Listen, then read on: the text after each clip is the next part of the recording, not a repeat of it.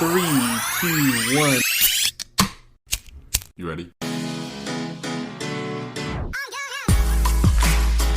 You're listening to the Real Pineapple Podcast Network.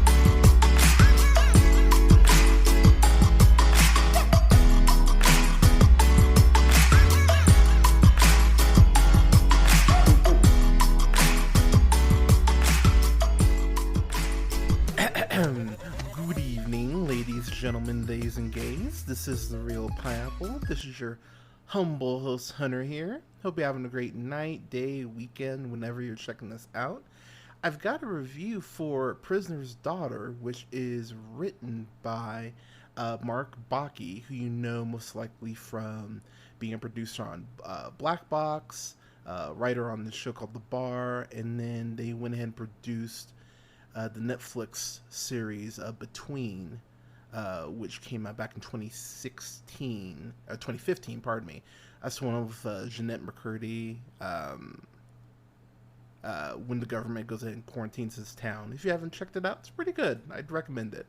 But this is also directed by Catherine Hardwicke, who you know from a ton of stuff, most likely Twilight, Miss Bala. I remember back from, it's crazy, it's actually been 20 years, debut film in 13, which if you've not seen 13, you need to watch 13. It's horribly intense, but it's an incredibly well done film. And of course, Lords of Dogtown, which, God, Lords of Dogtown, so good.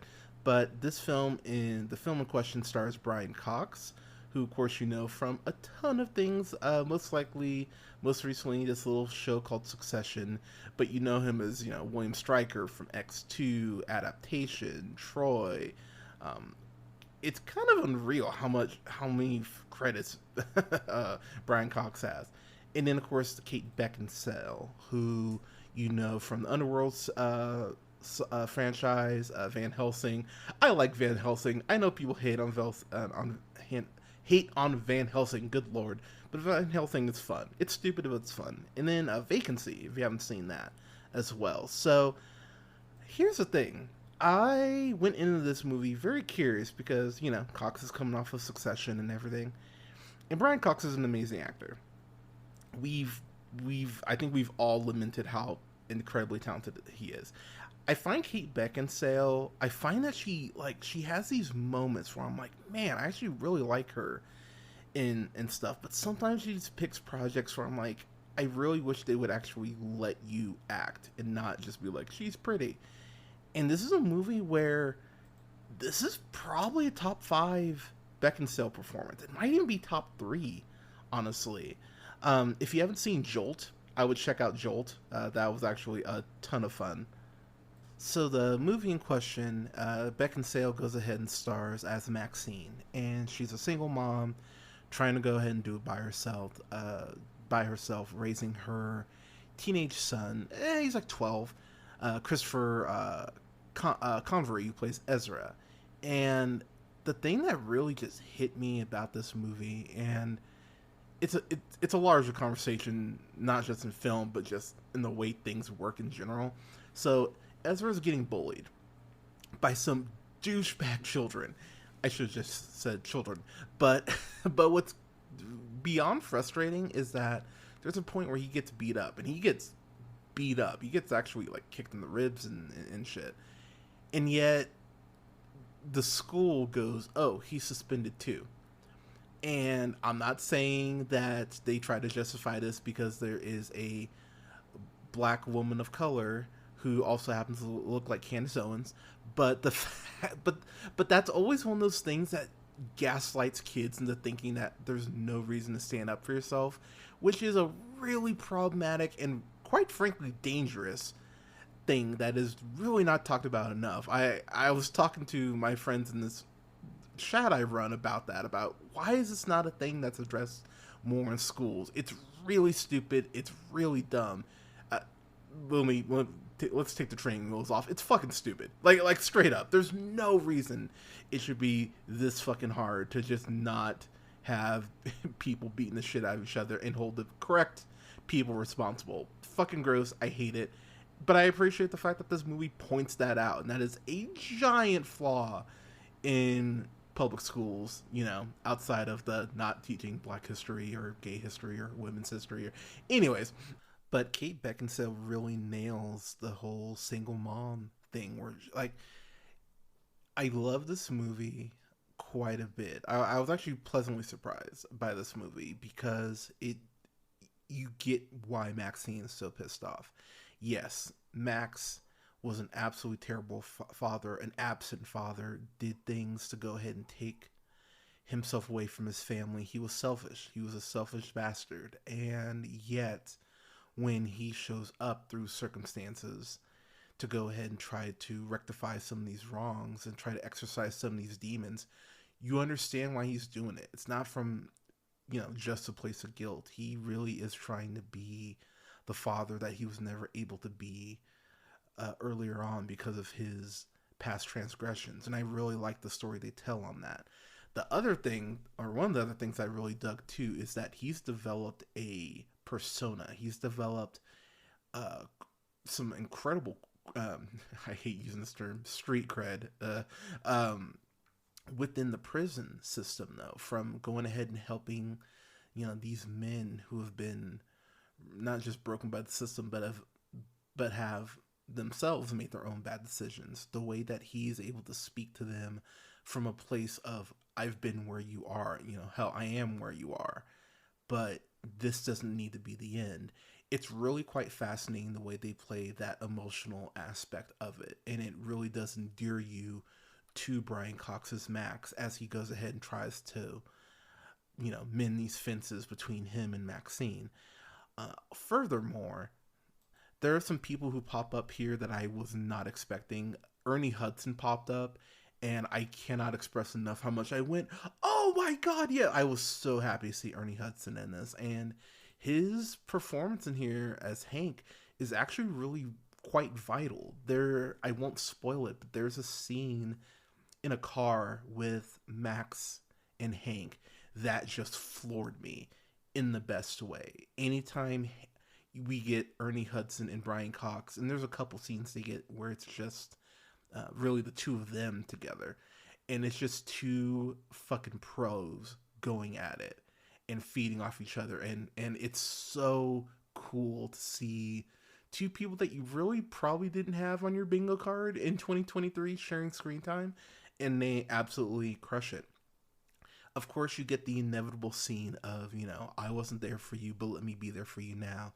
And the reason I say this is top 5 Beckinsale is because you really feel every emotion that she's feeling as Maxine. She's angry. She's disappointed. She's, been left by people.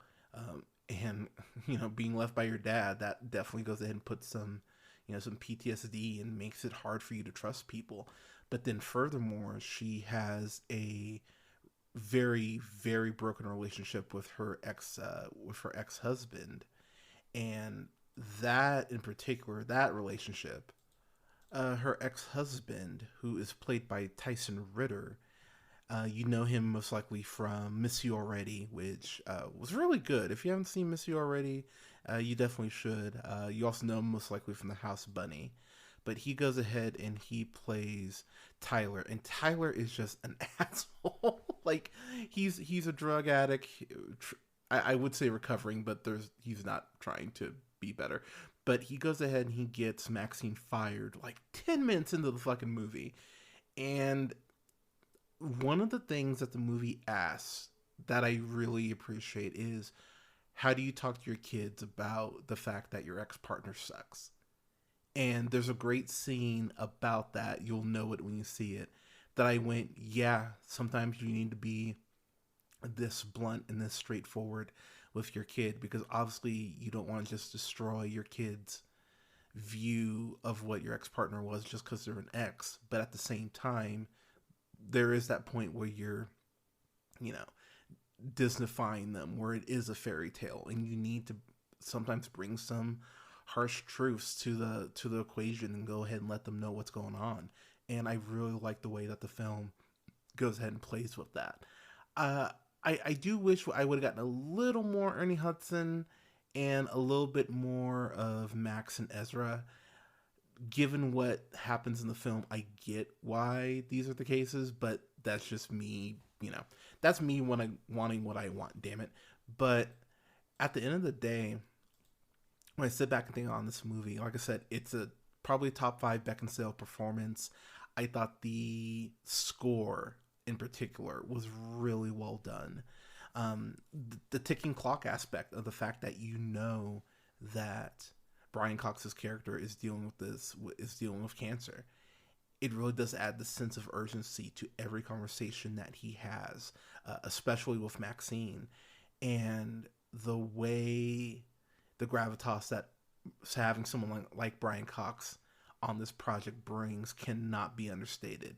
And where it ended, in the way they actually get to the ending, was something I went, I really appreciate that. They pull something that I went, okay, yeah, I actually see why you did this, and it actually adds for a more emotional punch with the direction that they ended up going. So I got to give everyone involved a lot of credit for that. But getting my final thoughts, I really did enjoy this. I mean, it's not a fun movie. It's not exactly, fun subject matter that it's dealing with. But at the same time, Brian Cox brought it. Beckinsale brought it. I want to shout out that young man again, Christopher Convery. He brought it. I mean, he has some scenes with Brian Cox where it's just the two of them, and for a 12-year-old kid, that's got to be intimidating. Just acting, let alone being, being this, being this kid who's acting alongside one of the best in the game right now. But he does an incredible job. I was really impressed. So I mean, props. Credit to him. But yeah, this is a solid. Gives a solid B. I really enjoyed this. This is something that is going to be playing in previews. Going to be playing in theaters, and I know it'll probably hit digital in like a month or so. But this is something that if I saw it in an early matinee, I would come out of the theater going, yeah, that was worth early matinee price. So yeah, solid B for me. I really enjoyed this. I was pleasantly surprised. But Prisoner's Daughter, have you seen it, everyone? What'd you think of it? Let us know in the comments. You can go ahead and follow us pretty much wherever you listen to podcasts: SoundCloud, Apple, Google Podcasts, Podbean, Stitcher, iHeartRadio, Spotify, Amazon Music, TuneUp, and Samsung Podcasts, to name a few. You can go ahead and follow The Real Pineapple on YouTube. Just search The Real Pineapple and subscribe to us there. You can follow all of our stuff on Linktree at link tr.ee/jhunter Real Pineapple. That again is REEL Pineapple. You can find me on Letterboxd at Black Shazam, and you can follow me on Twitter, Instagram, and TikTok at JHunter Real Pineapple. And please, please, please don't forget to go ahead and follow me on Twitch at twitch.tv/JHunter Real Pineapple. I might be pushing the stream back a week. But I will let y'all know because I have got some friends working on some stuff for the stream, so might have to wait a week, but that's okay. I will keep y'all updated on that. But I will be hopping on Twitch here in the next week or so, streaming some AEW Fight Forever. I'm so excited to get that game and start that journey. But everyone, thank you so much for listening. By the time you listen to this, all my reviews for the Indiana Jones films should be up, including Dial of Destiny. I am very happy to announce as well that by the time you listen to this, my review with the director of the film, Catherine Hardwicke, should be live as well. And yes, I did ask her about Twilight, for you Twilight fans out there, because I know you exist. But that interview is live. I had a ton of fun talking to her, and yeah, you can go and check that up on the channel as well. But coming up here in the next couple weeks, we'll have reviews up for The Flash, as well as for all the Mission Impossible films I haven't reviewed, which I believe is everything pre Ghost Protocol. So I'm definitely going to review Mission Impossible 1 through 3. And then I'll have my review up of Dead Reckoning Part 1 that week that it's live. I'll have reviews up as well for No Hard Feelings. What else? And I'm going to review something for the 4th of July. Haven't decided what yet, but I will... I'll let y'all know as we get closer. But everyone, thank you so much for listening. Stay safe out there. Take care of each other, and we'll talk to you soon.